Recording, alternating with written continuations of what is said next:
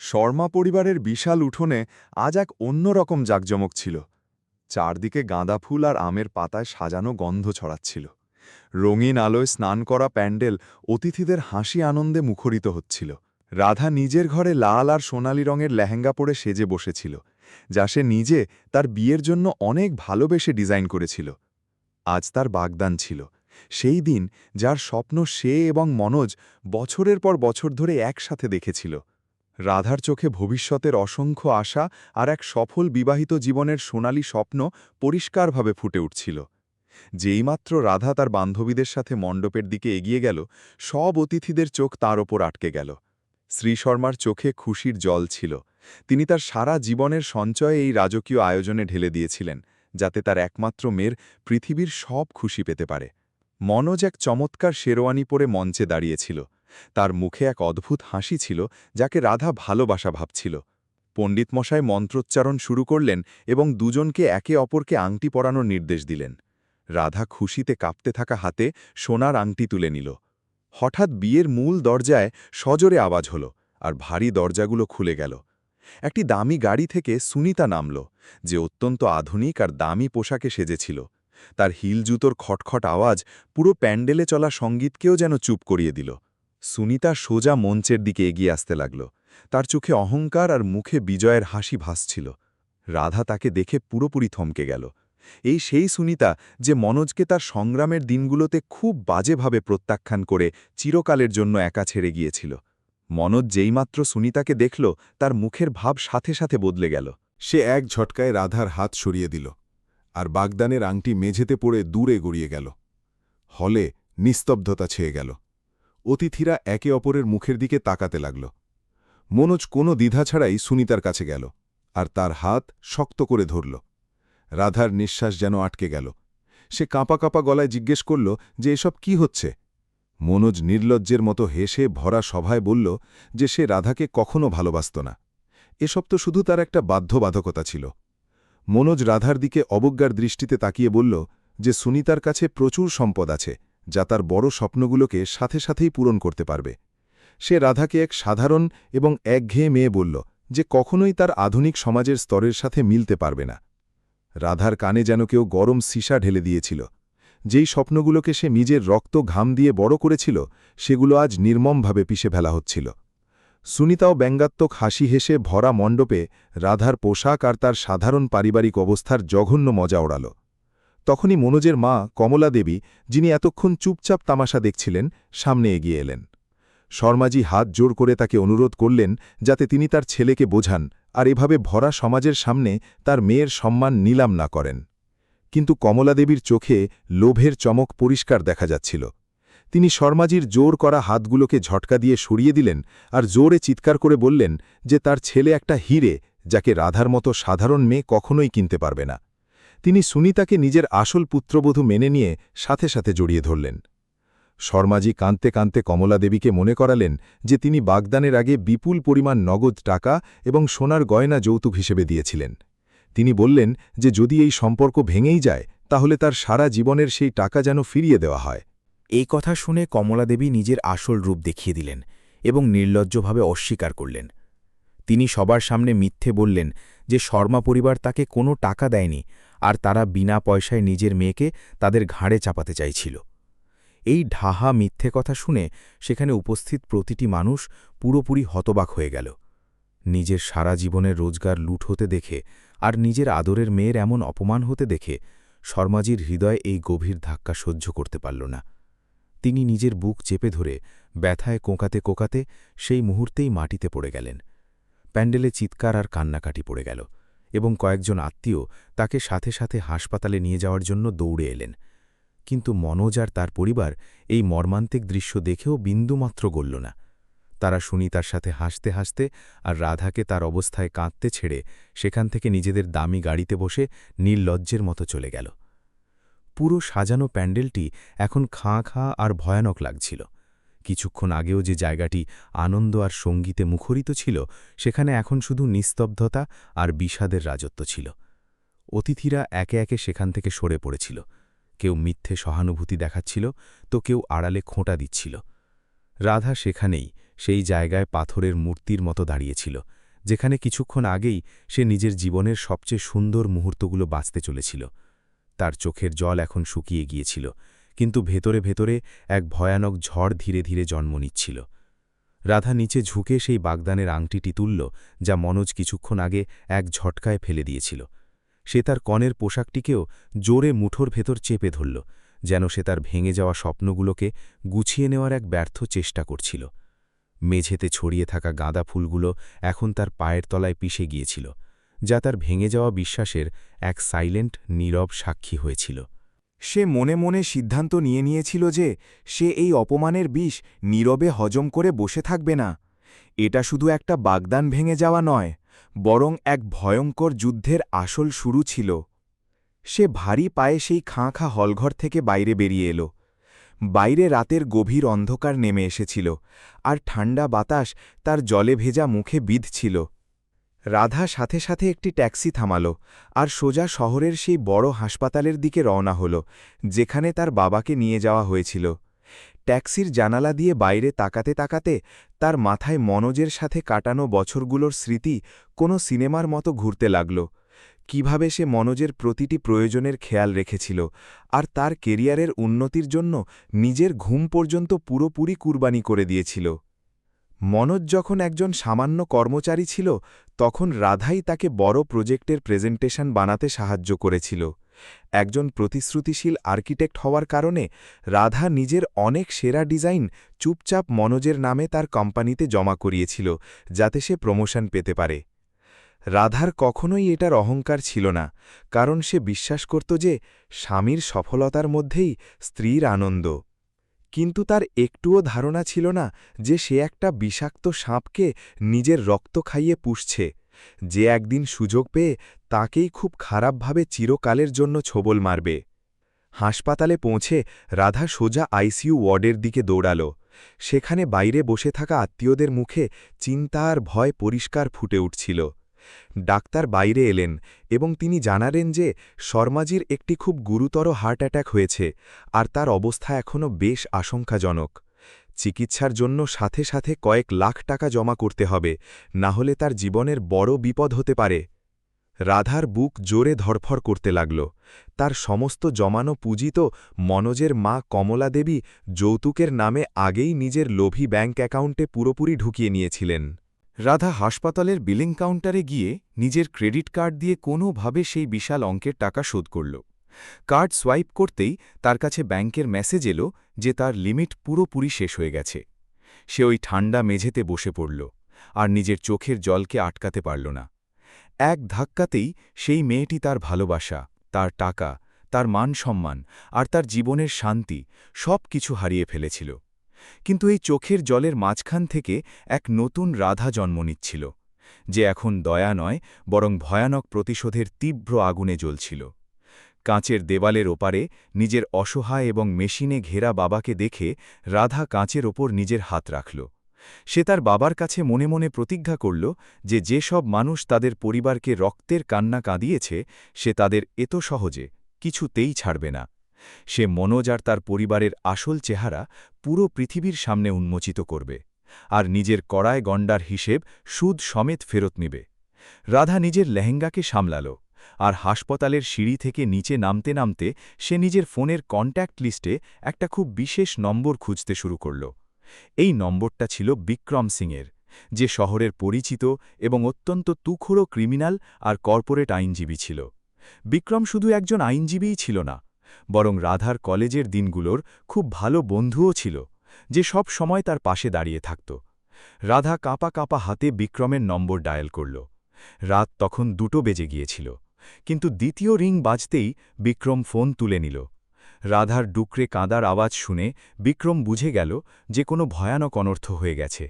সে রাধাকে সান্ত্বনা দিল, আর সাথে সাথে সেখানে হাসপাতালে পৌঁছানোর পুরো ভরসা দিল।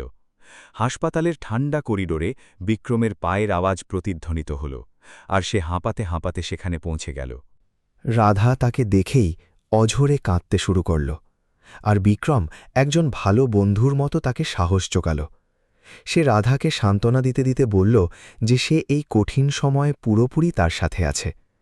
বিক্রম সাথে সাথে নিজের কিছু যোগাযোগের ব্যবহার করল এবং হাসপাতাল প্রশাসনের সাথে কথা বলে শর্মাজির চিকিৎসার যথাযথ ব্যবস্থা করিয়ে দিল। রাধা বিক্রমের আশায় একটা খুব বড় মানসিক ভরসা পেল, কারণ এখন সে এই ভয়ানক পরিস্থিতিতে একদম একা ছিল না। কয়েক ঘণ্টার দীর্ঘ আর মানসিক চাপপূর্ণ অপেক্ষার পর ডাক্তার অপারেশন থিয়েটার থেকে বাইরে এলেন এবং তিনি জানালেন যে শর্মাজির অবস্থা এখন বিপদমুক্ত, তবে তার পুরোপুরি সুস্থ হতে এখনও বেশ সময় লাগবে এবং তাকে যে কোনো ধরনের মানসিক চাপ থেকে দূরে রাখা খুব জরুরি। রাধা স্বস্তির এক দীর্ঘ নিঃশ্বাস ফেলল এবং ভগবানের শুকরিয়া আদায় করল যে তার বাবার জীবন বেঁচে গেছে। কিন্তু সেই সাথে তার এই কথারও গভীর উপলব্ধি ছিল যে আগামী সময়ে হাসপাতালের বিশাল খরচ আর বাড়ির সমস্ত দায়িত্ব তাকে একাই নিতে হবে। পরদিন সকালে রাধা সিদ্ধান্ত নিল যে সে মনোজের সাথে ভাড়ায় নেওয়া সেই অ্যাপার্টমেন্টে যাবে আর সেখান থেকে নিজের সমস্ত জরুরি জিনিসপত্র নিয়ে আসবে। সে চাইত না যে সেই প্রতারক মানুষের কোনো জিনিস তার জীবনে পুনরায় কোনো ধরনের হস্তক্ষেপ করুক। বিক্রমও তার সাথে যাওয়ার প্রস্তাব দিল, কিন্তু রাধা বলল যে সেই কাজটা একদম একাই করতে চায়। ভারী পায়ে রাধা সেই অ্যাপার্টমেন্টের সিঁড়ি দিয়ে উঠল, যেখানে সে মনোজের সাথে তার ভবিষ্যতের এক সুন্দর পৃথিবী সাজিয়েছিল, যা এখন পুরোপুরি ধ্বংস হয়ে গিয়েছিল। অ্যাপার্টমেন্টের তালা খুলে রাধা ভেতরে প্রবেশ করতেই সেখানকার ভয়ঙ্কর নিস্তব্ধতা তাকে ভেতর পর্যন্ত খুব বাজেভাবে বিঁধতে লাগল। প্রতিটি কোণে তার আর মনোজের পুরনো স্মৃতি ছড়িয়েছিল, কিন্তু এখন সেই স্মৃতিগুলো থেকে শুধু ধোঁকা আর প্রতারণার নোংরা দুর্গন্ধ আসছিল। সে তাড়াতাড়ি নিজের জামা কাপড় আর জরুরি জিনিসপত্র একটি বড় সুটকেসে ভরতে শুরু করল।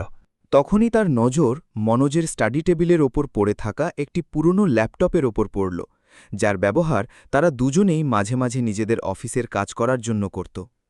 রাধার মনে হঠাৎ একটি অদ্ভুত চিন্তা এলো, আর সে ওটা চালু করে নিল। রাধার মনোজের পাসওয়ার্ড ভালোভাবেই জানা ছিল, তাই ল্যাপটপ কোনো সমস্যা ছাড়াই সাথে সাথে খুলে গেল। সে মনোজের অফিসের ইমেল আর কিছু বিশেষ ফোল্ডার চেক করতে শুরু করল। হঠাৎ তার নজর এমন একটা ফোল্ডারের ওপর পড়ল যার নাম কারেন্ট প্রজেক্টস রাখা হয়েছিল। যখন রাধা ওই ফোল্ডারটা খুলল, তখন তার পায়ের তলা থেকে পুরোপুরি মাটি সরে গেল।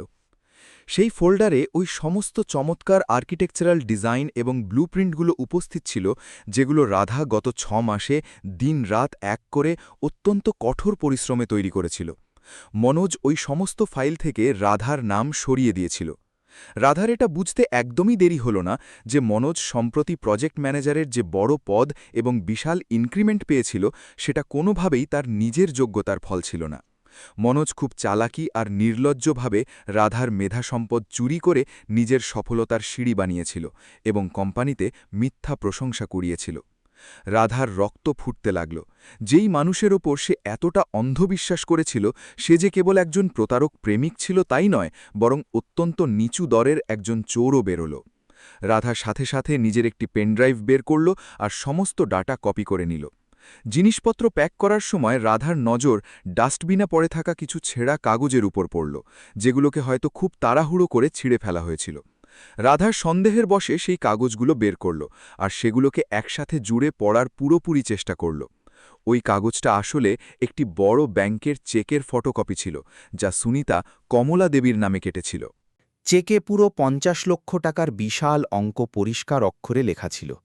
রাধার মনে পড়ল যে মনোজের বাগদানের দিন মনোজের মা কমলা দেবী সুনিতার সম্পদের খুব বেশি প্রশংসা করছিলেন। রাধা ওই চেকের ফটোকপিটা মনোযোগ দিয়ে দেখল, তো তার উপর ব্যাংকের যে নাম আর অ্যাকাউন্ট নম্বর লেখা ছিল সেটা কিছুটা সন্দেহজনক লাগছিল। রাধার মস্তিষ্ক খুব দ্রুত দৌড়াতে লাগল। সত্যিই কি সুনিতা এতটা বড়লোক ছিল, নাকি এসব কোনো বিশাল জালিয়াতির ছক কষা হচ্ছিল? রাধা ওই ছেঁড়া কাগজগুলো সাবধানে একটি বড় খামে রেখে দিল এবং নিজের গুরুত্বপূর্ণ পেন ড্রাইভটি সুরক্ষিতভাবে নিজের পকেটে ঢুকিয়ে নিল। সে তার ভারী স্যুটকেস তুলল আর ওই অ্যাপার্টমেন্টের দরজা চিরকালের জন্য বন্ধ করে দিল। এখন তার কাছে মনোজের ধ্বংসের পুরো সরঞ্জাম ছিল। পরদিন রাধা সোজা বিক্রমের চমৎকার এবং হাইটেক অফিসে পৌঁছল। বিক্রম তার বড় চামড়ার চেয়ারে বসে কোনো পুরনো কেসের ফাইল খুব মনোযোগ দিয়ে পড়ছিল। রাধা কোনো কথা না বলেই নিজের পেনড্রাইভ আর সেই ছেঁড়া চেকটি বিক্রমের বড় টেবিলের ওপর রেখে দিল। বিক্রম অবাক হয়ে রাধার দিকে তাকালো আর জিজ্ঞেস করল যে এসব অদ্ভুত জিনিস কি। রাধা বিক্রমকে ল্যাপটপে পাওয়া চুরি করা ডিজাইন আর ওই সন্দেহজনক চেকের ব্যাপারে পুরো কথা বিস্তারিতভাবে বলল। বিক্রমের চোখে একজন আইনজীবীর তীক্ষ্ণ চমক চলে এলো। পেনড্রাইভের সমস্ত চুরি করা ডেটা আর মনোজের পাঠানো ইমেলগুলোর পুরো টাইমলাইন চেক করার পর বিক্রম এক গভীর নিঃশ্বাস নিল। সে রাধাকে জানালো যে এটা তো পরিষ্কারভাবে কর্পোরেট ফ্রড আর ইন্টেলেকচুয়াল প্রপার্টি চুরির একটা খুব পোক্ত আর বড় আইনি মামলা তৈরি করে। বিক্রম গম্ভীর স্বরে বলল যে মনোজ যা করেছে তার শাস্তি শুধু চাকরি থেকে বের করে দেওয়া নয়, বরং কয়েক বছরের সশ্রম কারাদণ্ডও হতে পারে। এ কথা শুনে রাধার মুখে এক শীতল হাসি চলে এলো, কারণ এখন স্বীকার করার পালা তার নিজের ছিল। বিক্রম সাথে সাথে তার এক খুব বিশ্বস্ত প্রাইভেট ইনভেস্টিগেটর বন্ধুকে ফোন করল আর তাকে সুনিতার সেই ৫০ লক্ষ টাকার চেক এবং তার আসল আর্থিক অবস্থার পুরো তদন্ত করার দায়িত্ব দিয়ে দিল। বিক্রম ভালোভাবে জানত যে আদালতে শুধু মুখে অভিযোগ করা যথেষ্ট নয়, বরং প্রতিটি কথা প্রমাণ করার জন্য অকাট্য আর শক্ত প্রমাণের খুব বেশি প্রয়োজন হয়। সে রাধাকে বলল যে সে এখন নিশ্চিন্ত হয়ে নিজের অসুস্থ বাবার স্বাস্থ্যের দিকে পুরো মনোযোগ দিক, আর বাকি সমস্ত আইনি লড়াইয়ের কাজ তার ওপর ছেড়ে দিক। বিক্রম ন্যায় বিচার পাইয়ে দেওয়ার পুরো ভরসা দিল। রাধা বিক্রমকে মন থেকে অনেক অনেক ধন্যবাদ জানালো, আর তাকে বলল যে কমলা দেবী যৌতুকের নামে যে লাখ লাখ টাকা নগদ আর সোনার গয়না নিয়েছেন তার কোনো সরাসরি কাগজ তো নেই, কিন্তু ব্যাংক থেকে বড় অঙ্কের টাকা তোলার রসিদ তার বাবার কাছে লকারে অবশ্যই উপস্থিত আছে। বিক্রম হাসতে হাসতে বলল যে আজকের এই আধুনিক আর ডিজিটাল যুগে কোনো লেনদেন কখনোই পুরোপুরি লুকিয়ে থাকে না। সে রাধাকে দৃঢ় ভরসা দিল যে তারা ব্যাংকের সিসিটিভি ফুটেজ আর কল রেকর্ডের মাধ্যমে কমলা দেবীর নীচ লোভও আদালতে পুরোপুরি প্রমাণ করে দেবে। ওদিকে মনোজ আর সুনিতা নিজেদের এক আলাদা বড়লোকি আর নকল দুনিয়ায় পুরোপুরি মগ্ন ছিল। মনোজ সুনিতার দেওয়া মিথ্যে সম্পদের নেশায় চূর হয়ে একটি অত্যন্ত দামি এবং চমৎকার বিদেশি গাড়ি ফাইন্যান্সে নিয়েছিল। সে তার এই নতুন চকচকে গাড়িতে সুনিতাকে নিয়ে পুরো শহরে ঘুরে নিজের মিথ্যে অহংকার দেখাচ্ছিল আর বন্ধুদের মাঝে প্রভাব বিস্তার করছিল। কমলা দেবীও তার হবু নতুন এবং কোটিপতি পুত্রবধূর আগে পিছে ঘুরতে থাকতেন আর তার প্রতিটি আবদার মাথায় তুলে রাখতেন। তাদের নিজেদের ভয়ানক ভবিষ্যতের বিন্দুমাত্র ধারণা ছিল না। কিছুদিন পর বিক্রমের সেই প্রাইভেট ইনভেস্টিগেটর একটি অত্যন্ত চমৎপ্রদ আর লম্বা রিপোর্ট এনে জমা দিল। বিক্রম যখন সেই গুপ্ত রিপোর্টটি মনোযোগ দিয়ে পড়ল তখন সে জোরে হেসে উঠল এবং সে সাথে সাথে রাধাকে ফোন করে নিজের অফিসে ডেকে নিল। রাধা যখন সেখানে পৌঁছাল তখন বিক্রম তাকে জানাল যে সুনিতা কোনো খুব বড় কোটিপতি নয়, বরং সে তো বিপুল ঋণে ডুবে থাকা একজন খুব বড় প্রতারক মহিলা। সে যে ৫০ লাখ টাকার চেক কমলা দেবীকে যৌতুক হিসাবে দিয়েছিল সেটা পুরোপুরি জাল ছিল। সুনিতার ব্যাঙ্ক অ্যাকাউন্টে এই মুহূর্তে ৫০০ টাকাও ছিল না। বিক্রম রাধাকে শান্তভাবে বোঝাল যে সুনিতা শুধু মনোজের নতুন ম্যানেজার পদের চাকরি আর তার লাখ লাখ টাকার বেতন দেখেই ফিরে এসেছে। সুনিতা আসলে মনোজকে ব্যবহার করে নিজের সমস্ত পুরনো বড় ধার মেটাতে চায়, আর মনোজও তার মিথ্যে বড়লোক হওয়ার লোক দেখানো জালে পুরোপুরি অন্ধ আর লোভী হয়ে গেছে। দুজনেই স্বার্থপর আর লোভী মানুষ একে অপরকে খুব বড় ধোঁকা দিচ্ছিল, আর সত্যের এই ভয়ানক প্রকাশ আদালতে এক খুব বড় বিস্ফোরণ ঘটাতে চলেছিল। রাধা স্থির করল যে সে এখন এই খেলাকে এক নতুন আর অত্যন্ত বিপজ্জনক মোড় দেবে। রাধা বিক্রমের সাথে মিলে একটি খুব মজবুত, কঠোর এবং ড্রাফটেড আইনি নোটিশ তৈরি করল। এই লম্বা নোটিশে মনোজের ওপর কর্পোরেট চুরি, টাকার প্রতারণা আর মানসিক নির্যাতনের সরাসরি এবং গুরুতর অভিযোগ লাগানো হয়েছিল। এর সাথেই যৌতুকের পুরো টাকা সুদ এবং ক্ষতিপূরণ সমেত ফেরত চাওয়ার কথাও পরিষ্কার শব্দে লেখা ছিল। রাধা সেই আইনি নোটিশ নিজের হাতে নিল, আর তার চোখে এক ভয়ানক দৃঢ় সংকল্প দেখা যাচ্ছিল। এখন সে সেই কাঁদতে থাকা অসহায় মেয়েটি একদমই ছিল না, যে বাগনানের মণ্ডপে নিজের আংটি খুঁজছিল। পরদিন দুপুরের সময় রাধা একটি ট্যাক্সিতে করে মনোজের বিলাসবহুল বাড়ির বাইরে পৌঁছল। বাড়ির বাইরে মনোজের নতুন চকচকে গাড়িটি গর্বের সাথে দাঁড়িয়েছিল, আর ভেতর থেকে জোরালো লাউড মিউজিক আর হাসি ঠাট্টার আওয়াজ রাস্তা পর্যন্ত আসছিল। রাধা এক গভীর নিঃশ্বাস নিল এবং কোনো বেল না বাজিয়ে বা দরজা না টোকা দিয়ে সোজা মনোজের বাড়ির ভেতরে ঢুকে গেল। বাড়ির ভেতরের দৃশ্য দেখে রাধার একটুও অবাক লাগল না। মনোজ, সুনিতা আর কমলাদেবী দামি সোফায় বসে মদের গ্লাস ঠোকাঠুকি করছিল আর কোনো নতুন বড় প্রপার্টি কেনার বড় বড় হাঁক ছাড়ছিল। রাধাকে হঠাৎ সেখানে এভাবে দাঁড়িয়ে থাকতে দেখে ওই তিনজনের হাসি একদমই তাদের গলায় আটকে গেল। কমলাদেবীর রাগ একদম সপ্তম আসমানে চড়ে গেল, আর তিনি নিজের জায়গা থেকে দাঁড়িয়ে জোরে জোরে চিৎকার করতে লাগলেন। তিনি রাধাকে চূড়ান্ত অপমান করতে করতে বললেন যে সেই নির্লজ্জ আর অলক্ষণে মেয়ে আবার তাদের বাড়িতে কি নিতে এসেছে? তার কি একবারের বড় অপমানের শিক্ষা হয় না? মনোজ নিজের ঠোঁট কুঁচকে অত্যন্ত অভদ্রভাবে রাধাকে সাথে সাথে সেখান থেকে বেরিয়ে যেতে বলল, কিন্তু রাধা নিজের জায়গা থেকে 1 ইঞ্চিও নড়ল না। রাধা অত্যন্ত শান্তভাবে নিজের ব্যাগ থেকে সেই লম্বা আইনি নোটিশটি বের করল এবং সেটি খুব জোরে মনোজের অহংকারী মুখের ওপর ছুঁড়ে মারল। নোটিশের পাতাগুলো বাতাসে উড়ে নিচে ঠান্ডা মেঝেতে পড়ে গেল। মনোজ বিরক্ত হয়ে মেঝেতে পড়ে থাকা সেই কাগজগুলো তুলল আর সেই কাগজগুলোর ওপর দ্রুত চোখ বোলাল। যেমন যেমন সে সেই লিগ্যাল নোটিশটি পড়ে যাচ্ছিল, তার মুখের রং পুরোপুরি ফ্যাকাশে হয়ে যাচ্ছিল। নোটিশে পরিষ্কার লেখা ছিল যে রাধা তার ওপর নিজের কোটি কোটি টাকার মেধাসম্পদ চুরি করার গুরুতর মামলা ঠুকে দিয়েছে, যা তার জীবন ধ্বংস করে দিতে পারে। সুনিতা মনোজের কাঁপতে থাকা হাত থেকে সেই নোটিশটি ছিনিয়ে নিল আর সেটি জোরে জোরে পড়তে লাগল। পুরো বিষয়টি বোঝার পর সুনিতা আর কমলাদেবী একে অপরকে দেখল আর তারপর জোরে জোরে হাসতে শুরু করল। সুনিতা সেই জরুরি নোটিশটিকে মাঝখান থেকে ছিঁড়ে তার অনেকগুলো ছোট ছোট টুকরো করে দিল আর সেই টুকরোগুলো রাধার মুখের ওপর বাতাসে উড়িয়ে দিল। সে রাধাকে খোঁটা দিয়ে বলল যে এসব মিথ্যে আর ভিত্তিহীন অভিযোগ, যা সে আদালতে কখনোই প্রমাণ করতে পারবে না। কমলাদেবীও অহংকারে এসে বললেন যে তার ছেলে একটা বড় কোম্পানির অফিসার। এই তিনজনের এমন ভয়ঙ্কর নির্লজ্জতা আর মিথ্যে অহংকার দেখেও রাধার মুখে কোনো রাগ বা ভয়ের ভাঁজ পড়ল না। সে শুধু নিজের জায়গায় একটা পাথরের মতো শান্তভাবে দাঁড়িয়ে রইল, আর তার ঠোঁটে একটা অত্যন্ত শীতল আর বিপজ্জনক হাসি সমানে ভাসছিল। রাধা সোজা মনোজের ভীত চোখে চোখ রেখে খুব শান্ত আর গম্ভীর আওয়াজে বলল যে এটা শুধু একটা কাগজের সাধারণ টুকরো ছিল, যা তুমি অহংকারে ছিঁড়ে ফেলেছ, কিন্তু আসল ভয়ানক ঝড় তো এবার আদালতের বন্ধ দরজার ভেতরে আসবে, যা তুমি আটকাতে পারবে না। রাধার এই ভয়ানক আর শীতল সতর্কবাণী শুনে সেই বিলাসবহুল ঘরে মুহূর্তের মধ্যে এক অদ্ভুত শ্মশানের মতো নিস্তব্ধতা ছেয়ে গেল। মনোজের মেরুদণ্ডে একটা অদ্ভুত শিহরণ দৌড়ে গেল, কারণ সে রাধার চোখে সেই ভয়ঙ্কর আত্মবিশ্বাস আর সত্যকে পরিষ্কারভাবে দেখতে পাচ্ছিল। রাধা যেতে যেতে ওই তিনজনকে বলল যে তারা নিজেদের এই মিথ্যে আর প্রতারণাপূর্ণ উদযাপন যতটা সম্ভব পালন করে নিক, কারণ খুব জলদি তাদের কাছে কাঁদার জন্য চোখের জলও কম পড়ে যাবে। এরপরে রাধা ঘুরে দাঁড়িয়ে দরজাকে সজোরে ধাড়াম আওয়াজের সাথে বন্ধ করে দিল। রাধা যাওয়ার পর সেই বিলাসবহুল ঘরের পরিবেশ পুরোপুরি বদলে গিয়েছিল। সুনিতা আর কমলাদেবী বাইরে থেকে হাসলেও মনোজের মুখে এক গভীর আর ভয়ঙ্কর ভয় পরিষ্কার দেখা যাচ্ছিল।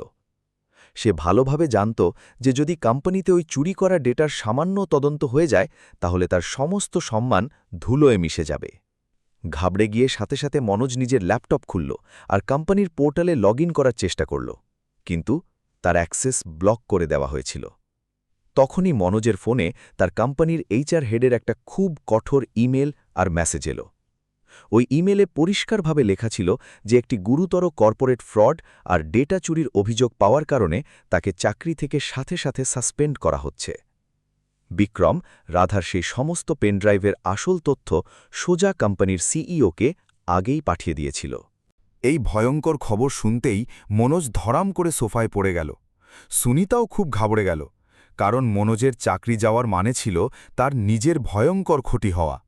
নিজের ছেলের চমৎকার চাকরি মুহূর্তের মধ্যে ছিনিয়ে যাওয়ার খবর শুনে লোভী কমলাদেবী জোরে জোরে বুক চাপড়ে কাঁদতে লাগলেন।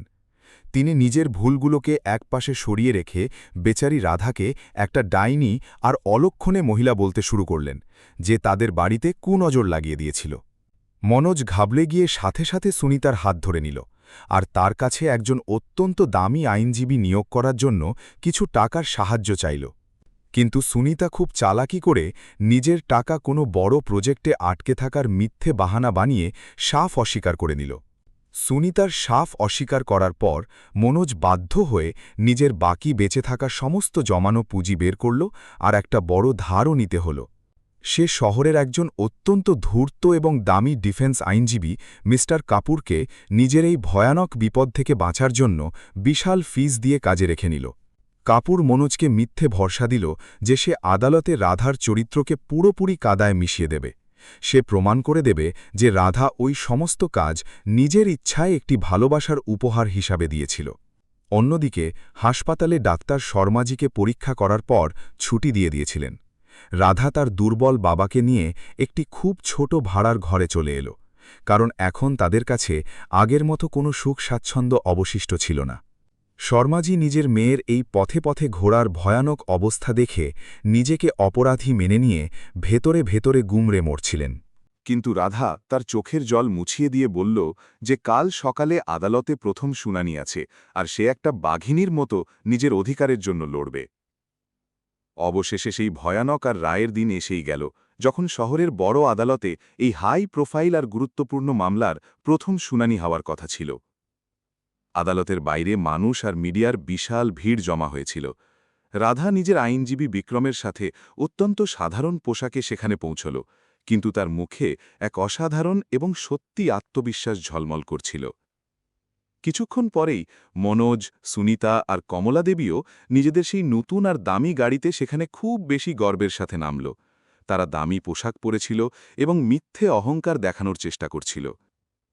আদালতের সেই বড় ঘরটিতে যেইমাত্র জাজ সাহেব নিজের চেয়ার সামলালেন, পুরো পরিবেশে একটি খুব ভারী এবং অদ্ভুত মানসিক চাপ সাথে সাথে ছড়িয়ে পড়ল।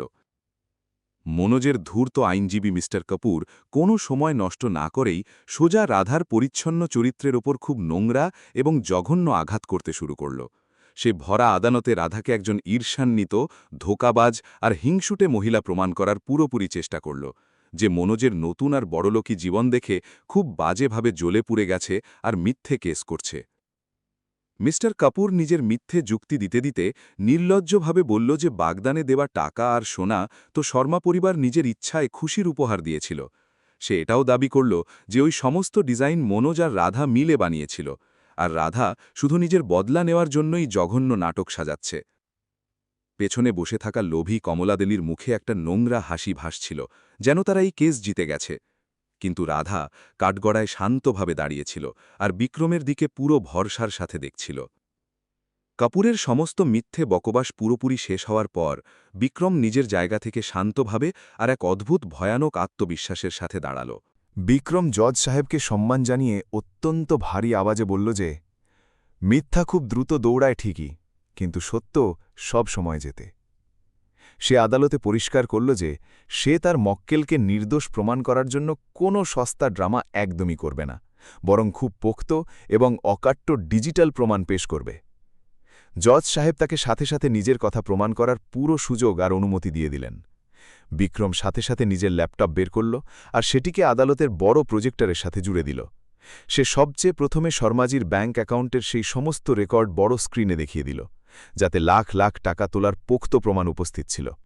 এর সাথে সাথেই বিক্রম ওই ব্যাংকেরই একটি পরিষ্কার সিসিটিভি ফুটেজ আদালতে চালিয়ে দিল, যেখানে মনোজের মা কমলা দেবী ঠিক সেই দিনেই ওই সমস্ত সোনার গয়না নিজের লকারে রাখতে দেখা যাচ্ছিলেন, যা বাগদানের ঠিক আগে তাদের দেওয়া হয়েছিল। এটা দেখে কমলা দেবীর রং ফ্যাকাশে হয়ে গেল। মিস্টার কাপুর নিজের জায়গা থেকে লাফিয়ে উঠে আপত্তি জানালো আর বলল যে সোনা লকারে রাখা কোনো অপরাধ নয়। বিক্রম একটা ব্যঙ্গাত্মক হাসির সাথে বলল যে সে একটু ধৈর্য ধরুক, আসল বিস্ফোরণ এখনও বাকি আছে। এরপরে বিক্রম কোর্টরুমে একটি পরিষ্কার অডিও রেকর্ডিং চালিয়ে দিল। এটি বাগদান ভাঙার ঠিক পরের ফোন কল ছিল, যেখানে কমলা দেবী নিজে নিজের মুখে নির্লজ্জতার সাথে হাসতে হাসতে সেই যৌতুকের সমস্ত টাকা আর সোনা পুরোপুরি আত্মসাৎ করার কথা খুব গর্বের সাথে স্বীকার করছিলেন। সেই নির্লজ্জ রেকর্ডিং শুনতেই কমলা দেবীর মুখে কুলুপ পড়ে গেল, আর তিনি লজ্জায় নিজের মুখ শাড়ির আঁচলে লুকিয়ে নিলেন। জজ সাহেবের মুখে এই মিথ্যেবাদী আর লোভী মানুষদের জন্য ভয়ানক রাগ দেখা যেতে লাগল। কিন্তু বিক্রমের কাজ এখনও শেষ হয়নি। সে কর্পোরেট চুরির ওই গুরুতর মামলার দিকে মোড় নিল আর স্ক্রিনে রাধার আসল ফাইলগুলো খুলে দিল। বিক্রম ওই ফাইলগুলোতে লুকিয়ে থাকা ডিজিটাল সিগনেচার আর আসল তারিখ আদালতকে দেখিয়ে দিল, যা হ্যাক করা বা মুছে ফেলা যে কারোর জন্যই পুরোপুরি অসম্ভব ছিল। এই পোক্ত প্রমাণকে পুরোপুরিভাবে প্রমাণ করার জন্য বিক্রম স্ক্রিনে একটা অত্যন্ত চমকপ্রদ ভিডিও চালিয়ে দিল। এটি ছিল রাধার দ্বারা সুরক্ষার জন্য বাড়িতে লাগানো একটি লুকোনো ক্যামেরার ভিডিও। সেই পরিষ্কার ভিডিওতে মনোজকে মাঝরাতে লুকিয়ে লুকিয়ে রাধার ল্যাপটপের কাছে যেতে দেখা যাচ্ছিল। তারপর সে খুব চালাকি করে ওই সমস্ত জরুরি ফাইলগুলোকে নিজের পেন ড্রাইভে ভরে একটা খুব নোংরা আর ধূর্ত হাসির সাথে সেখান থেকে পালাতে দেখা গেল। পুরো কোর্টরুমে এটা দেখে এক গভীর নিস্তব্ধতা ছেয়ে গেল। ভিডিওটি দেখেই পুরো কোর্টরুমে এক অদ্ভুত শোরগোল পড়ে গেল, যা শান্ত করার জন্য জাজ সাহেবকে নিজের হাতুড়ি জোরে টেবিলের ওপর মারতে হল। মিস্টার কাপুরের মুখ পুরোপুরি বন্ধ হয়ে গিয়েছিল, আর সে ঘাবড়ে গিয়ে বারবার নিজের ঘাম মুছছিল, কারণ সে জেনে গিয়েছিল যে কেস তার হাত থেকে বেরিয়ে গেছে। তখনই বিক্রম এই গল্পের সবচেয়ে বড় বিস্ফোরণ ঘটানোর সিদ্ধান্ত নিল। সে নিজের তীক্ষ্ণ নজর সুনিতার দিকে ঘোরাল, যে নিজের জায়গায় খুব বাজেভাবে কাঁপছিল আর জাজ সাহেবের কাছ থেকে একটি গুরুত্বপূর্ণ অনুমতি চাইল। বিক্রম জাজ সাহেবের সামনে ব্যাংকিং কর্তৃপক্ষের একটি সিল গালা করা আর পাকা সরকারি রিপোর্ট পেশ করে দিল। সেই রিপোর্টটি পড়তেই এই সত্য সবার সামনে চলে এলো যে সুনিতা কোনো বড়লোক মহিলা নয়, বরং সে বিপুল ঋণে ডুবে থাকা একজন বড় আর ধূর্ত জালিয়াত। বিক্রম স্ক্রিনে ওই ৫০ লাখ টাকার মিথ্যে চেকের ছেঁড়া টুকরোগুলোর ছবিও দেখিয়ে দিল। মনোজ নিজের জায়গায় দাঁড়িয়ে দাঁড়িয়ে সুনিতাকে পুরোপুরি বড় বড় চোখে এমনভাবে দেখতে লাগল যেন তাকে কোনো খুব বড় আর বিষাক্ত সাপ হঠাৎ করে খুব বাজেভাবে ছোবল মেরে দিয়েছে।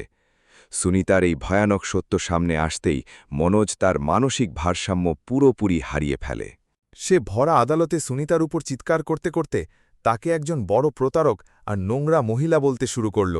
নিজের মুখোশ খুলে যেতে দেখে সুনিতাও মেজাজ হারাল, আর মনোজকে একজন কাঙাল, বেকার আর জঘন্য চোর বলে নোংরা গালি দিতে লাগল। আদালতের মাঝখানে ওই দুজনকে পশুদের মতো একে অপরের সাথে ভয়ানকভাবে লড়তে দেখে লোভী কমলা দেবী এক গভীর ধাক্কা খেলেন, আর তিনি চক্কর খেয়ে সেখানেই নিজের চেয়ারে খুব বাজেভাবে অজ্ঞান হয়ে নিচে পড়ে গেলেন। আদালতে এমন জঘন্য তামাশা হতে দেখে জজ সাহেবের রাগ পুরোপুরি লাগাম ছাড়া হয়ে গেল। তিনি হাতুড়ি বাজিয়ে পুলিশকে মনোজ আর সুনিতা দুজনকেই আদালত অবমাননা, বড় জালিয়াতি আর চুরির গুরুতর অপরাধে সাথে সাথে গ্রেপ্তার করার কঠোর নির্দেশ দিয়ে দিলেন। পুলিশ সামনে এগিয়ে মনোজের হাতে ভারী হাতকড়া পরিয়ে দিল। মনোজ এখন পুরোপুরি ভেঙে পড়েছিল, আর সে জোরে জোরে কাঁদতে কাঁদতে রাধার দিকে তাকিয়ে দয়ার ভিক্ষে চাইতে লাগল। কিন্তু রাধার চোখে ওই জঘন্য আর প্রতারক মানুষের জন্য এখন কোনো দয়া একদমই অবশিষ্ট ছিল না। মনোজকে পুলিশ দ্বারা হিঁচড়ে বাইরে নিয়ে যেতে দেখে রাধার বাংদির সেই কালো দিনের কথা মনে পড়ে গেল, যখন সে মণ্ডপে নিজের ভেঙে যাওয়া স্বপ্ন নিয়ে একা কাঁদছিল। আজ সময়ের চাকা ঘুরে গিয়েছিল, আর সেই অহংকারী মানুষটি নিজের কৃতকর্মের খুব ভয়ানক শাস্তি পাচ্ছিল। রাধা তার বুক থেকে একটা খুব ভারী বোঝা পুরোপুরি নেমে যাচ্ছে বলে অনুভব করছিল। বিক্রম কাছে এসে রাধাকে এই চমৎকার জয়ের অভিনন্দন জানাল। চূড়ান্ত রায় পরদিন হওয়ার কথা ছিল, কিন্তু সত্যের এই যুদ্ধ তারা পুরোপুরিভাবে জিতে গিয়েছিল। পরের দিন সকালে শহরের সেই বড় আদালতে আরও একবার বিশাল ভিড় জমেছিল, কিন্তু আজকের পরিবেশ কালকের তুলনায় অনেক বেশি শান্ত এবং গম্ভীর ছিল। এটা সেই দিন ছিল যখন সত্য আর ন্যায় বিচারের চূড়ান্ত জয়ের আনুষ্ঠানিক ঘোষণা হতে চলেছিল। জজ সাহেব নিজের নির্দিষ্ট সময়ে আদালতে পৌঁছালেন এবং তিনি নিজের আসন গ্রহণ করলেন। মনোজ আর সুনিতাকে পুলিশ হেফাজত থেকে আদালতে আনা হল। তাদের মুখের সেই সমস্ত মিথ্যে জৌলুস, অহংকার আর গর্ব পুরোপুরি উধাও হয়ে গিয়েছিল, এবং তাদের জায়গা এখন শুধু ভয় নিয়ে নিয়েছিল। জজ সাহেব নিজের সামনে রাখা ভারী ফাইলগুলোকে মনোযোগ দিয়ে দেখলেন, আর পুরো কোর্টরুমে নিস্তব্ধতা ছেয়ে গেল। তিনি খুব কঠোর আওয়াজে নিজের চূড়ান্ত রায় শোনাতে শুরু করলেন। জজ সাহেব বললেন যে এই পুরো মামলায় লোভ, প্রতারণা আর মানসিক প্রপীড়নের সমস্ত সীমা পুরোপুরিভাবে পার করে দেওয়া হয়েছে। তিনি এই কথার ওপর বিশেষ জোর দিলেন যে একজন শিক্ষিত এবং প্রতিশ্রুতিশীল মহিলার মেধা সম্পদ চুরি করা শুধু একটা সাধারণ চুরি নয়, বরং সমাজের বিশ্বাস আর নৈতিকতার ওপর করা একটি অত্যন্ত ভয়ানক আর জঘন্য আঘাত।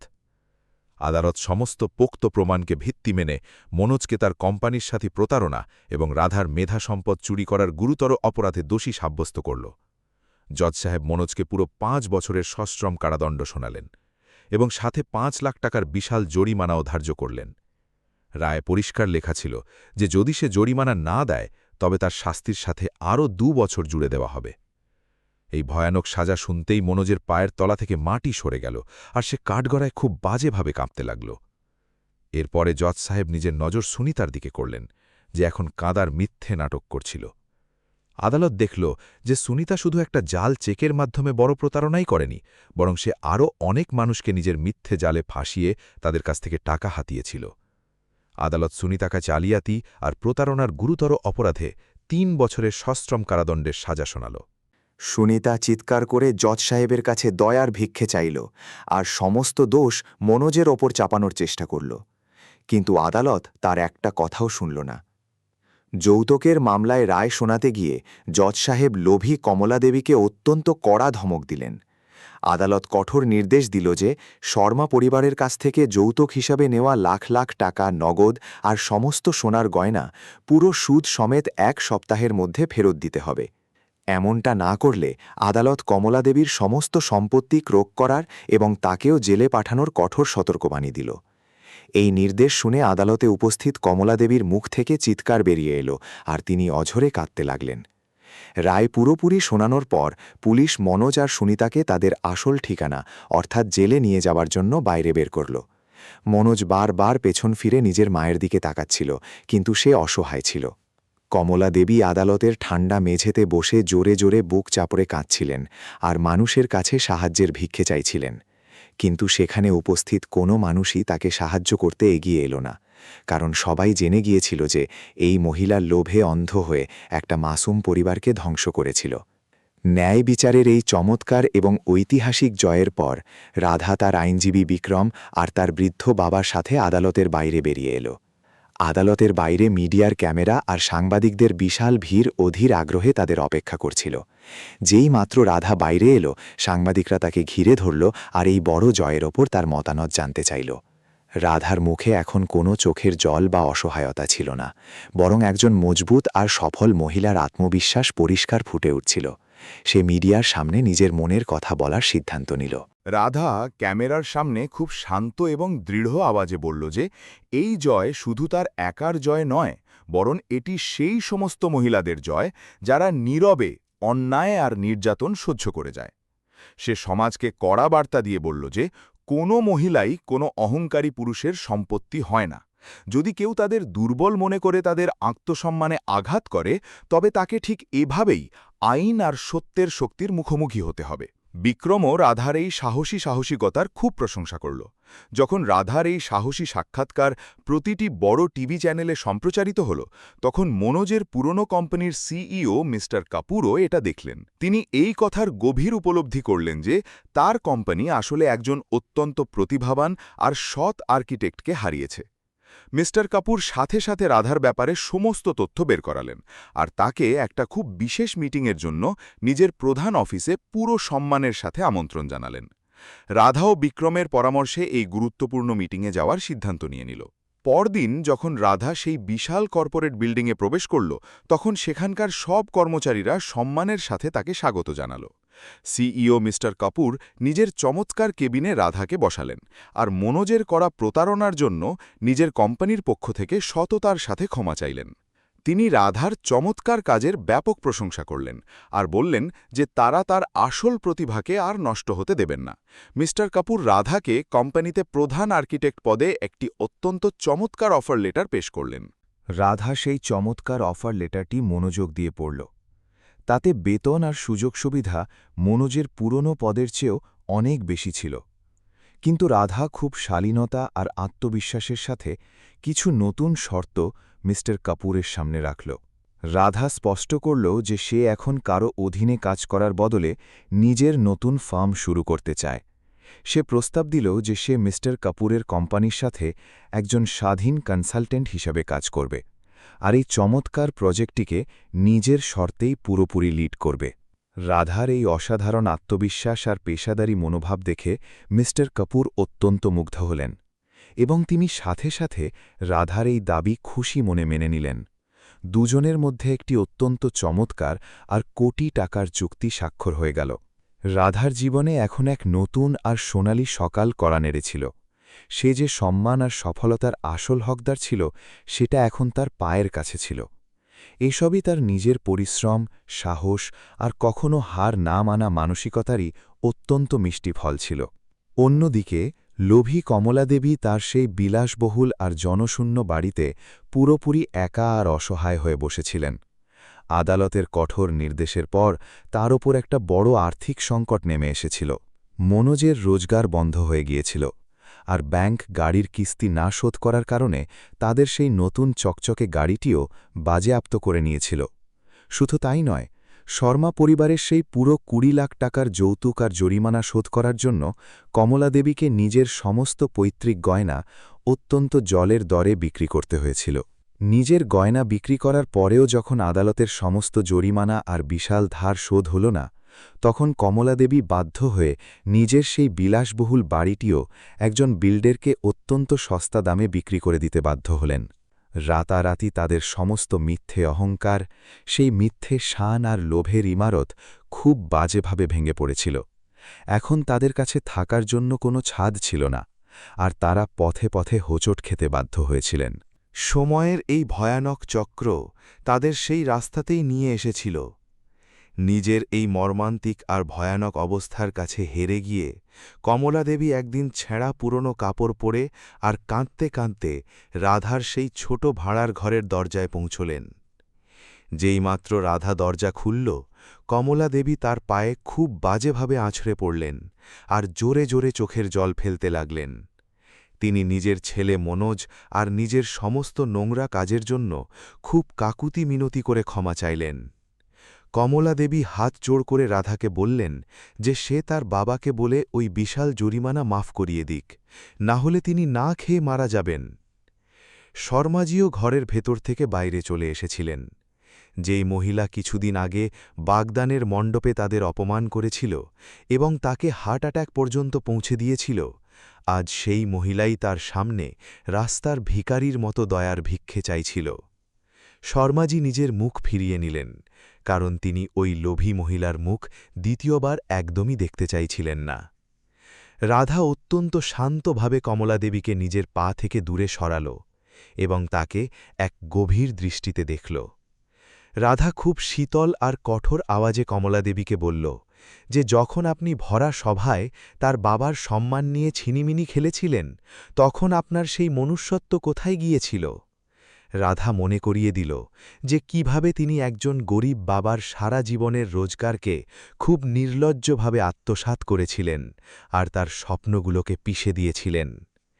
রাধা স্পষ্ট শব্দে বলল যে এসব কোনো মানুষের করা নয়, বরং ভগবান আর কর্মের সেই সরাসরি ন্যায় বিচার, যা পৃথিবীর কোনো শক্তি বদলাতে পারে না। রাধার এই কথাগুলো তীরের মতো কমলাদেবীর বুকে বিঁধছিল। তিনি এটা ভালোভাবে বুঝে গিয়েছিলেন যে তিনি লোভে পড়ে নিজের হাতেই নিজের হাসি খুশি সংসারকে পুরোপুরি পুড়িয়ে ছাই করে দিয়েছেন। রাধা দরবাজা বন্ধ করে নিল, আর কমলাদেবীকে সেখান থেকে খালি হাতে আর কাঁদতে কাঁদতে ফিরে যেতে হল। এখন তিনি রাস্তায় একা চলছিলেন, যেখানে তার কাছে না কোনো ঘর ছিল, না তার ছেলে ছিল, আর না সেই মিথ্যে সম্মান যাকে তিনি এতটা বেশি পুজো করতেন। ওদিকে জেলের সেই অন্ধকার এবং স্যাঁতসেঁতে কুঠুরিতে মনোজের অবস্থা অত্যন্ত বেশি খারাপ হয়ে গিয়েছিল। তাকে অন্য বিপজ্জনক অসামিদের সাথে থাকতে হচ্ছিল, আর জেলের শুকনো নিরস খাবার খেতে হচ্ছিল। রাতের ঘুম উড়ে গিয়েছিল, আর সে নিজের এই ধ্বংসের ওপর প্রতিদিন চোখের জল ফেলত। যখনই সে নিজের চোখ বন্ধ করত, তার রাধার সেই সরল চেহারা আর তার নিঃস্বার্থ ভালোবাসার কথা মনে পড়ত, যাকে সে নিজের নোংরা লোভের জন্য প্রত্যাখ্যান করেছিল। কিন্তু এখন অনুশোচনা করার কোনো লাভ ছিল না। আগামী কয়েকদিনের মধ্যেই আদালত আর পুলিশের কঠোর ব্যবস্থার কারণে শর্মাজির ব্যাঙ্ক অ্যাকাউন্টে যৌতুক আর জরিমানার পুরো টাকা ফেরত চলে এল। রাধা সেই টাকা দিয়ে সবচেয়ে প্রথমে নিজের বাবার চিকিৎসার সমস্ত বিশাল ধার পুরোপুরিভাবে শোধ করে দিল। শর্মাজির চোখে এখন নিজের মেয়ের জন্য অনেক বেশি গর্ব আর এক অসীম খুশির জল ছিল। রাধা নিজের বাবাকে জড়িয়ে ধরল এবং তাকে বিশ্বাস করাল যে এখন তাদের জীবনে পুনরায় আর কখনো কোনো দুঃখ বা সমস্যা আসবে না। রাধা বিক্রমকে তার এই চমৎকার এবং দাগহীন আইনি সহায়তার জন্য একটি অত্যন্ত চমৎকার দাওয়াতে আমন্ত্রণ জানাল। সেই রাতে ডিনার টেবিলে বিক্রম হাসতে হাসতে রাধাকে বলল যে সে আজ পর্যন্ত অনেক ক্লায়েন্ট দেখেছে, কিন্তু রাধার মতো বাঘিনী কখনো দেখেনি, যে নিজের অধিকারের জন্য এত দৃঢ়তার সাথে লড়েছে। বিক্রম মজা করে রাধাকে নিজের আইনি ফার্মের অর্ধেক পার্টনার হবারও প্রস্তাব দিয়ে দিল। রাধাও বিক্রমের এই কথা শুনে জোরে হেসে উঠল, আর ওই ছোট্ট ঘরটির মধ্যে আনন্দ ফিরে এল। এখন সময় পুরোপুরিভাবে বদলে গিয়েছিল, আর প্রতিটি জিনিস নিজের সঠিক জায়গায় আসতে শুরু করেছিল। রাধা নিজের নতুন এবং স্বাধীন প্রজেক্টগুলোতে পুরো একাগ্রতা আর ফোকাসের সাথে কাজ করতে শুরু করল। সেই শহরের ঠিক মাঝখানে নিজের নতুন আর্কিটেকচার ফার্মের একটি অত্যন্ত চমৎকার অফিস ভাড়ায় নিয়েছিল, যার নাম সে শর্মা অ্যাসোসিয়েটস রেখেছিল। এই অফিসের প্রতিটি কোণ রাধার নিজের সত্যি পরিশ্রম আর সেই ভয়ঙ্কর ঝড়ের সাথে লড়ে বাইরে বেরিয়ে আসার চমৎকার জয়ের গল্প বলছিল। শর্মা অ্যাসোসিয়েটসের চমৎকার অফিসে আজ অনেক বেশি কোলাহল ছিল। রাধা নিজের বিলাসবহুল কেবিনে বসে একটা খুব বড় আর নতুন প্রজেক্টের ফাইলগুলো মনোযোগ দিয়ে দেখছিল। তার বাবা শ্রী শর্মাও আজ নিজের মেয়ের এই রাজকীয় অফিস দেখার জন্য সেখানে এসেছিলেন। নিজেদের মেয়েকে একজন সফল আর ক্ষমতাশালী বসের চেয়ারে বসে থাকতে দেখে তার চোখে খুশি আর গর্বের জল ছলছল করে উঠল। রাধা নিজের জায়গা থেকে উঠে সাথে সাথে নিজের বাবার পা ছুঁয়ে প্রণাম করল আর তার আশীর্বাদ নিল। মনোজির দৃশ্যে যাওয়ার আগে বড় সিনেম্যাটিক বিরতি। অন্যদিকে সেই ভয়ানক এবং স্যাঁতসেঁতে সেন্ট্রাল জেলে মনোজের জীবন এক নরকের চেয়েও বেশি জঘন্য হয়ে গিয়েছিল। যেই মনোজের কখনো ঠান্ডা এসি ঘরে বসার আর দামি মদ খাবার তীব্র বদভ্যাস ছিল, আজ সে জেলের নোংরা ক্যান্টিনে আসামিদের এঁঠো বাসন পরিষ্কার করতে পুরোপুরি বাধ্য ছিল। জেলের সেই শুকনো, নীরস আর স্বাদহীন খাবার দেখে তার প্রায়ই রাধার হাতের তৈরি সুস্বাদু খাবারের খুব বেশি মনে পড়ত। কিন্তু এখন তার কাছে অনুশোচনা করা আর রক্তের কান্নাকাদা ছাড়া অন্য কোনো রাস্তাই একদম অবশিষ্ট ছিল না। মনোজের লোভী মা কমলাদেবীর অবস্থাও নিজের ছেলের চেয়ে আরও বেশি ভয়ানক আর মারমান্তিক ছিল। নিজের জঘন্য লোভ আর মিথ্যে অহংকারের কারণে তিনি নিজের বিলাসবহুল বাড়ি আর সমস্ত টাকা পুরোপুরিভাবে চিরকালের জন্য হারিয়ে ফেলেছিলেন। এখন তিনি শহরের একটি খুব ছোট ধাবায় সারাদিন মানুষের এঁঠো বাসন মাজতেন, আর সেখান থেকে বেঁচে যাওয়া শুকনো রুটি খেয়ে নিজের পেট ভরাতেন। যখনই তিনি রাস্তায় কোনো নতুন বউকে লাল পোশাকে আর ভারী গয়নায় দেখতেন, তো তার সেই ২০ লাখের বিশাল যৌতুক আর নিজের কালো লোভের কথা মনে পড়ে যেত। মহিলাদের কঠোর জেলে বন্দী সুনিতার অবস্থাও অত্যন্ত বেশি শোচনীয় এবং ভয়ানক হয়ে গিয়েছিল। তার সেই সমস্ত নকল সৌন্দর্য আর দামি কাপড়ের অহংকার জেলের ওই অন্ধকার আর নোংরা কুঠুরিতে পুরোপুরিভাবে ধুলোয় মিশে গিয়েছিল। তাকে জেলের অন্য বিপজ্জনক আর ভয়ঙ্কর আসামিদের সাথে প্রতিদিন ভয়ানক মারধর আর নোংরা গালির সম্মুখীন হতে হতো। সুনিতা এখন ভালোভাবে বুঝতে পারছিল যে অন্যদের ধোঁকা দিয়ে আর তাদের টাকা লুটে কোনো মানুষই কখনো একটি সুখী আর শান্তিময় জীবন একদমই বাঁচতে পারে না। একদিন দুপুরের সময় বিক্রম সিং রাধার অফিসে তার সাথে দেখা করতে এল। রাধা বিক্রমকে অত্যন্ত উষ্ণতার সাথে স্বাগত জানাল আর তাকে নিজের অনেক নতুন আর চমৎকার ডিজাইন দেখাল। বিক্রম রাধার এই চমৎকার সফলতার মন খুলে অনেক বেশি প্রশংসা করল আর বলল যে তার সবসময় রাধার যোগ্যতার ওপর পুরো ভরসা ছিল।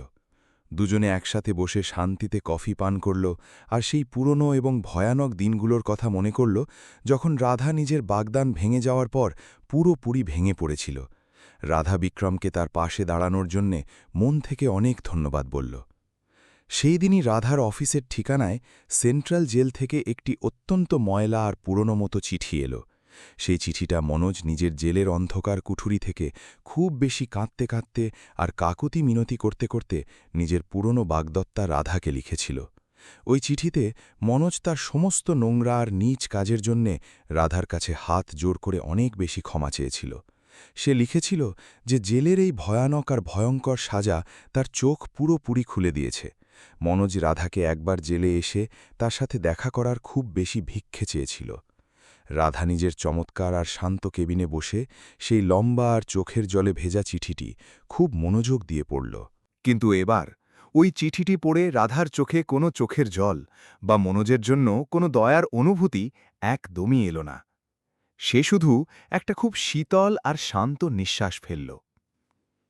রাধা ভালোভাবেই জানত যে মনোজের মতো লোভী আর প্রতারক মানুষ কখনো ভেতর থেকে সত্যি সত্যি বদলায় না। তারা শুধু নিজেদের বাধ্যবাধকতা আর খারাপ সময়ের কারণে কাঁদার মিথ্যে নাটক করে। রাধা সেই চিঠিটাকে টুকরো টুকরো করে সোজা ডাস্টবিনে ফেলে দিল। জেলের উঁচু আর কাঁটাতারের দেওয়ালের পেছনে যখন শীত এলো, তখন মনোজের অবস্থা আরও বেশি খারাপ হতে লাগল। তার কাছে গায়ে দেওয়ার জন্য কোনো গরম আর ভালো কম্বল পর্যন্ত একদমই ছিল না। তার মনে পড়তে লাগল যে কিভাবে রাধা শীতের মরশুমে তার জন্য নিজের হাতে উলের সোয়েটার বুনত, আর রাতে তাকে গরম গরম স্যুপ বানিয়ে অনেক ভালোবেসে খাওয়াত। মনোজ প্রতিটি মুহূর্তে, প্রতিটি দিনে নিজের সেই ভয়ানক আর জঘন্য ভুলের গভীর উপলব্ধি করত, যা তার একটি সুন্দর আর সুবাসিত জীবনকে একটা দুর্গন্ধযুক্ত নরকে বদলে দিয়েছিল। এরই মধ্যে সুনিতার জেলের সাজা শেষ হতে চলেছিল, কিন্তু বাইরে তার অপেক্ষা করার মতো এই পুরো পৃথিবীতে কোনো আপন মানুষ বেঁচে ছিল না।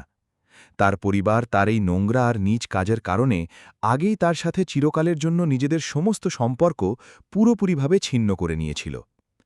সুনিতা যখন জেলের সেই বড় আর লোহার ভারী গেট থেকে বাইরে বেরোল, তো তার কাছে না কোনো টাকা ছিল আর না থাকার জন্য কোনো পরিষ্কার আর সুরক্ষিত জায়গা। তাকে এখন নিজের বাকি বেঁচে থাকা পুরো জীবন রাস্তার হোঁচট খেয়েই কাটাতে হবে। কয়েক সপ্তাহ পর রাধার কোম্পানি শর্মা অ্যাসোসিয়েটসকে শহরের সবচেয়ে বড় শপিং মল আর মাল্টিপ্লেক্স ডিজাইন করার একটি অত্যন্ত বড় আর কোটি টাকার কন্ট্রাক্ট পেয়ে গেল। এটা পুরো শহরের জন্য একটি অত্যন্ত বড় আর ঐতিহাসিক খবর ছিল।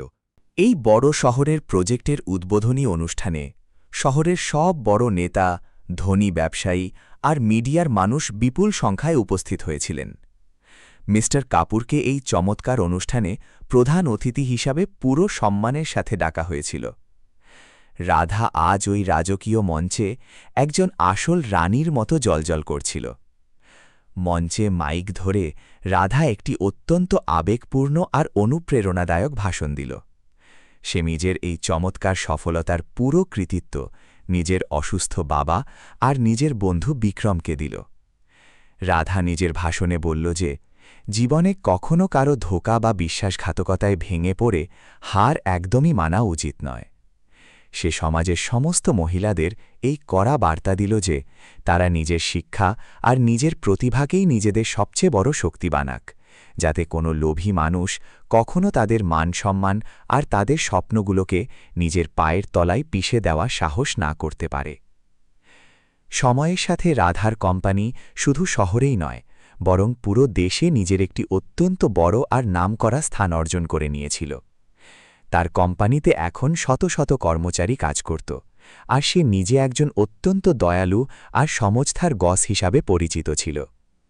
রাধা নিজের অফিসে মহিলাদের জন্য বিশেষ সুযোগ সুবিধা আর ভাতাও শুরু করেছিল, যাতে কোনো মহিলাকে সেই ভয়ানক মানসিক আর আর্থিক চাপের মধ্যে দিয়ে কখনো যেতে না হয়, যার মুখোমুখি সে নিজের জীবনের সেই সবচেয়ে খারাপ সময় পুরো সাহসের সাথে করেছিল।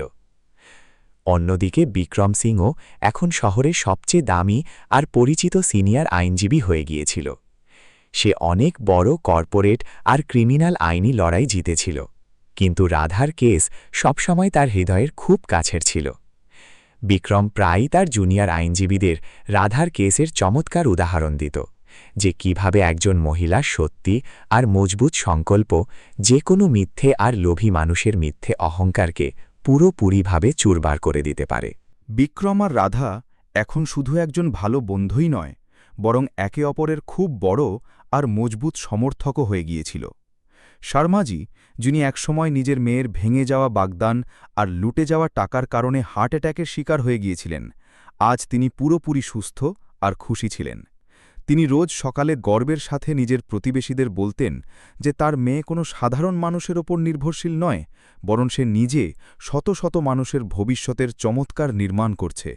শর্মাজি এখন এটা ভালোভাবে বুঝে গিয়েছিলেন যে মেয়েদের যৌতুক নয়, বরং ভালো শিক্ষা আর মজবুত আত্মবিশ্বাসের সবচেয়ে বেশি আর সবচেয়ে গুরুত্বপূর্ণ প্রয়োজন হয়। রাধার এই চমৎকার সাফল্য আর তার সেই অসাধারণ ভাষণের সরাসরি প্রচারণ শহরের প্রতিটি টিভি চ্যানেলে বারবার দেখানো হচ্ছিল। সেন্ট্রাল জেলের একটা ছোট্ট জরাজীর্ণ টিভিতে মনোজও নিজের পুরনো বাগদত্তাকে এত বড় সাফল্য আর সম্মান পেতে দেখল। রাধাকে টিভি স্ক্রিনে এতটা ক্ষমতাবাসী আর বিখ্যাত দেখে মনোজের বুকে জ্বলন আর অনুশোচনার এক ভয়ানক আগ্নেয়গিরি ফেটে পড়ল। সে নিজের অন্ধকার কুঠুরির ঠান্ডা মেঝেতে পড়ে অঝলে কাঁদতে লাগল, কারণ সে একটি মূল্যবান হিয়েকে ছেড়ে একটা নোংরা পাথরকে নিজের লোভে বেছে নিয়েছিল। রাস্তার ধারে সেই ছোট্ট আর নোংরা ধাবায় কাজ করতে করতে কমলা দেবীর নজরও সেখানে ঝোলানো একটি পুরনো টিভিতে পড়ল। টিভি স্ক্রিনে যখন তিনি শর্মাজিকে রাধার সাথে সেই কোটি টাকার প্রজেক্টের উদ্বোধন করতে দেখলেন, তখন তার হাত থেকে এঁঠো বাসন ফসকে মাটিতে পড়ে গেল। ধাবার মালিক তাকে বাসন ফেলার জন্য জোরে বকা দিল আর নোংরা গালি দিল। কমলা দেবী কাঁদতে কাঁদতে মানুষকে বলতে লাগলেন যে টিভিতে দেখা ওই কোটি টাকার মালকিন তার নিজের পুত্রবধূ, কিন্তু সেখানে উপস্থিত সব মানুষ তার ওপর জোরে জোরে হাসতে লাগল। রাধা রাতে নিজের কাজ থেকে ফ্রি হয়ে নিজের নতুন আর দামি বিলাসবহুল গাড়িতে বসে নিজের চমৎকার বাড়ির দিকে ফিরছিল। গাড়ি চালাতে চালাতে তার হঠাৎ নিজের সেই পুরনো আর ভয়ানক দিনের কথা মনে পড়ে গেল, যখন মনোজ তাকে শত শত মানুষের সামনে বাগদানের মণ্ডপে একা আর কাঁদতে থাকা অবস্থায় ছেড়ে গিয়েছিল। রাধা নিজের আয়নায় নিজের মুখ খুব মনোযোগ দিয়ে দেখল। এখন সে ভয় পাওয়া আর অসহায় মেয়েটি ছিল না। সময়ের সাথে সে নিজের প্রতিটি চোখের জলকে নিজের একটা খুব ভয়ানক আর বিপজ্জনক শক্তিতে পুরোপুরি বদলে নিয়েছিল। রাধা নিজের গাড়ির জানালার কাঁচ নিজে নামাল আর রাতের ঠান্ডা এবং তাজা হাওয়াকে নিজের মুখে অনুভব করল। সে ওপরে আকাশের দিকে তাকিয়ে ভগবান আর সেই সর্বোচ্চ বিচার ব্যবস্থার মন থেকে শুকরিয়া আদায় করল, যাকে দুনিয়া কর্ম বা মানুষের কর্মফল বলে। ভগবানের ঘরে দেরি অবশ্যই হয়, কিন্তু কখনো অন্ধত্ব হয় না। যেই মানুষ অন্যদের জীবনে অন্ধকার আর দুঃখ ভরার চেষ্টা করেছিল, আজ তার নিজের জীবন একটা খুব বড় আর ভয়ানক নরকে বদলে গিয়েছিল। সত্য আর ন্যায় বিচারের চূড়ান্ত জয় সব সময় অবশ্যই হয়। এখন রাধার জীবনে শুধু শান্তি, মান সম্মান আর একটি অত্যন্ত উজ্জ্বল আর সুরক্ষিত ভবিষ্যৎ ছিল। সে নিজের পুরনো সমস্ত তিক্ত আর ভয়ানক স্মৃতিগুলোকে চিরকালের জন্য নিজের হৃদয়ে আর মস্তিষ্ক থেকে পুরোপুরি মুছে ফেলেছিল। তার পুরো মনোযোগ এখন শুধু নিজের কাজ, নিজের কোম্পানি শর্মা অ্যাসোসিয়েটসের ক্রমাগত বাড়তে থাকা সফলতা আর নিজের বৃদ্ধ বাবার প্রতিটি ছোট বড় খুশির খেয়াল রাখার ওপর পুরোপুরি কেন্দ্রীভূত ছিল। এই গল্প শুধু একজন সাধারণ মেয়ের সংগ্রামের নয়, বরং একজন মহিলার অজেয় আর ভয়ানক শক্তির একটি অত্যন্ত চমৎকার এবং সত্যি উদাহরণ হয়ে গিয়েছিল। তো বন্ধুরা, এখন আপনারাই বলুন, আপনাদের কি মনে হয়? মনোজ এবং তার লোভী পরিবার কি তাদের খারাপ এবং নীচ কর্মের একদম সঠিক শাস্তি পেল, নাকি রাধার তাদের কোনোভাবে ক্ষমা করে দেওয়া উচিত ছিল? আপনাদের মতামত নিচে কমেন্ট বক্সে অবশ্যই লিখুন। গল্পটি পছন্দ হলে ভিডিওটি লাইক করুন, চ্যানেলটি সাবস্ক্রাইব করুন। গল্পটি শেষ পর্যন্ত শোনার জন্য আপনাদের অনেক অনেক ধন্যবাদ।